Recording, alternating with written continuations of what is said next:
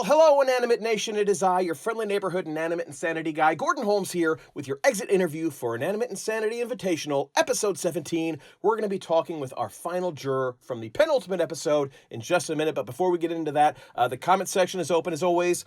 Be nice to each other, be nice to the contestants, and be nice to me. I'm sensitive.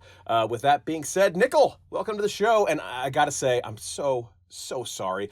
Your loss, it's entirely on me. You were my winner pick from day one, and I just never had a lucky streak with that. Hey, all good. Luck can be the worst. Believe me, I've learned that the hard way. Yeah. Cool. All right, let's get into it, Nickel. How does it feel to be eliminated from Inanimate Insanity for the third time? I don't like to see it as being eliminated 3 times. Instead, I like to not see it. Close my eyes and picture a better question.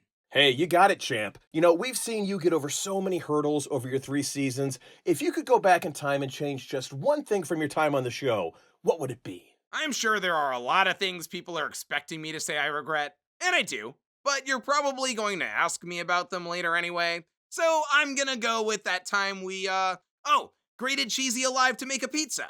Yeah, seemed like a great idea. Pun intended, of course. But in hindsight, yeah, it was pretty messed up. Yeah. It was a different time, Gordon. Oh, yeah, I remember the days where Balloon had a Justin Bieber sensor on his face. You know, different times indeed. Oh, speaking of Balloon, how does it feel to have gone so far with him? We're talking about the contestant you had a world-renowned rivalry with, and now he's what, your closest friend in your most successful season? How does that happen? It honestly feels like such a weight lifted off, which is funny because he's weightless and always lifting off. Look, no one's more surprised than me. At the start of the season, when Balloon proposed working together, I was like, sure, whatever, good for this vote and play it safe. But I wanted to keep my distance. Too much history, you know? But then I realized I was the one writing that history. And it was on me to own up to how I treated him, to fix it. As my favorite poet once said, it was a long trek, but it was worth it. Oh, he's my favorite too. I would absolutely buy a Balloon poetry book. Get him on that if you get a chance. But that does remind me, there was a third person in your Little Sinkers Alliance early on. I do want to say my heart is with Box. Just thinking about that 5th challenge puts knots in my stomach. Do you have any updates on his recovery at the hospital? I think it's safe to say that what happened to Box was really hard on all of us. I've gone into that waiting room a bunch of times now, but every time they ask me who I'm there to see, I just can't bear to say his name, because that would make him being there real. I honestly don't think I'm ready to talk about it any more than that. And you know what? I shouldn't have to. It's such an exploitative question. How dare you ask me this? Do better, Gordon Holmes. Do better. Hey, I'm really sorry, Nickel. I'm not trying to start anything, but I get it. The feelings are raw, real raw. So let's get away from I and all the craziness for a second. How do you feel about an alternate version of yourself existing in a competition show? Is this some sort of comment on my personal growth? If so, appreciate the sentiment. Confused by the wording. Okay, well, you know, maybe we should just stick to the game. When Clover gave you her magical luck powers, I was surprised by how much you hated it. If it were me, I'd be running around carefree in the streets, living out all my wrestling fantasies, but now that the luck is gone, do you regret not using it for some better cause? Well, I saw the whole luck thing as this unstoppable advantage that I didn't earn, which made the entire game almost feel pointless. Like, if I was going to win, I wanted to deserve it. But beyond that, having a mysterious cosmic force controlling everything I said or did, that made my life feel pointless. Terrifying. And let's not forget, a bunch of us ended up dying just because she wanted an award. Clover was right, though. All I could see was the harm it could do to me, not the help it could have given others. Plus, I probably should have gotten a lottery ticket. Or 2. Or 80. Hey, if she's looking to give anyone some magic powers, hit me up. We can go 50-50 on a ticket.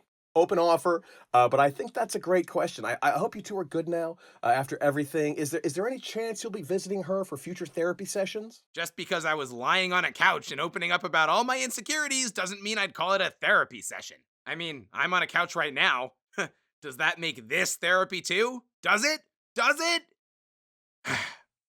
4:15 next Thursday. Honestly, I think it'll do you some good. I'm sure anyone going through a game like this will have a bunch of regrets to work through. I mean, do you have a biggest regret, like, getting banned from the picnics table, or the self-defeating way you used Clover's luck, or even, the terrifying, violent box incident? Ooh, all right. All top shelf regrets, honestly. Thanks for reminding me of everything I did wrong, Gordon. Let me ask you, Are you perfect? Up. Didn't answer me fast enough. He can dish it, but he can't take it. Okay, anyway, I touched on most of these already, but getting banned from the picnics table was pretty terrible. It was an eternal all-you-can-eat buffet, and I lost out on it because I was, trying to prove a point? Not one of my better ideas. At least Test Tube got that ban lifted for me. Me Phone seems to have forgotten banning me by now, too. Wait, he doesn't watch these, does he? I take it back. Biggest regret was answering this question. I think we can distract him with our fan-favorite recurring segment here on Inanimate Radio. We do a word association here to get to know your teammates a little bit better. I'll give you someone's name, give me the first word or a couple words that pop into your head, and if my research is correct, and occasionally it is, you've played with just about everyone. So this might take a moment. So let's start off with Balloon. Next. Fair enough. How about Candle? Purple. Now, there's no wrong answers, but I also need you to give me something here. Anything? Yin Yang. Okay, kinda really funny. Life Ring? Loud. How about Box? Bro for life! OJ? Cool house. Cabbie? Cheated. Blueberry? Cheated part 2. Test Tube? Kinda less crazy than you'd think. Tea Kettle? Hors d'oeuvres! Oh, hors d'oeuvres! Fan? Didn't really play with him.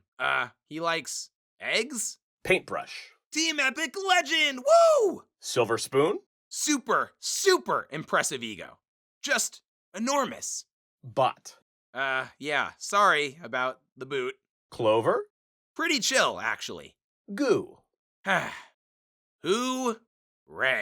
Hey, you finally said it! It's the first thing that came to my mind, okay? Ha! Gotcha! Totally gotcha! Oh, man. Awesome. Now, to round things out, I'm really curious about two contestants you didn't play with this season. Do you remember your pals, Baseball and Suitcase? No, Gordon. Why would I remember my closest allies from last season? Well, hey, exactly. But now you made a new friend in Balloon. Last time you saw them, you and Balloon were bitterly feuding. All this juicy drama. So I'm just wondering how you think they'll react when they learn that you two went from rivals to an unstoppable power duo. Oh, dang! That's good stuff. I didn't even think of that. The look on their faces if we just walk in with those nerdy best friend t-shirts? Yeah, it's weird. As much fun as I've had this season, I do really miss my buddy Baseball. We did everything together. Kinda crazy that I'm being grouped in with someone else now. Right. Even that freaky machine-generated episode from the last challenge declared that your personality is Balloon's right-hand coin. Basically his spare change. Hey, let's be clear. It goes both ways, Gordon Holmes. And then there's Suitcase. Yeah, not the most comfortable situation, but if I've learned anything from my time with Balloon, maybe actually talking about it and owning up to my mistakes could smooth things over. Or maybe not, I don't know. Not always the luckiest with this stuff, but that's fine. Being a good friend is a lot of work. So if not, oh well. 2 real close friends is probably enough. Well, Nickel, if I may, I think after this interview you can for sure bump that number up to 3. Gordon Holmes? Friendship? Say it ain't so. I do say it is so, Nickel. I've seen your work around the picnics table after the band, and I would love to grab a snack after this. Sounds awesome, let's do it! Oh, real quick, let me sign off. That'll be it for this installment of Exit Interviews. Thank you so much for speaking with me today, Nickel. It was a real privilege to talk to a 3-time legend. Just, not to brag, but I have a coin collection back home in your honor. Sounds terrifying! And of course, a huge thanks to our Inanimate audience for giving this a watch, and please be sure to subscribe and look out for the next opportunity to send in your questions, which could very well be read here when we speak to the finalists. Also, check me out on YouTube. Gordon Holmes there's another show kind of like this called Survivor. I do exit interviews with those contestants when they're voted out of the game. I've been doing it for the past 15 years. Yeah, I'm that old. Check that out if you're a fan of that. Also, I published a graphic novel that I wrote and illustrated myself. It's called The Bad Guy. It's a pro wrestling comic book with a heart, a real tearjerker, weirdly. You can find that at legacycomics.com, comics with an X. And that's all I got. This has been Gordon Holmes here with IPR, signing off.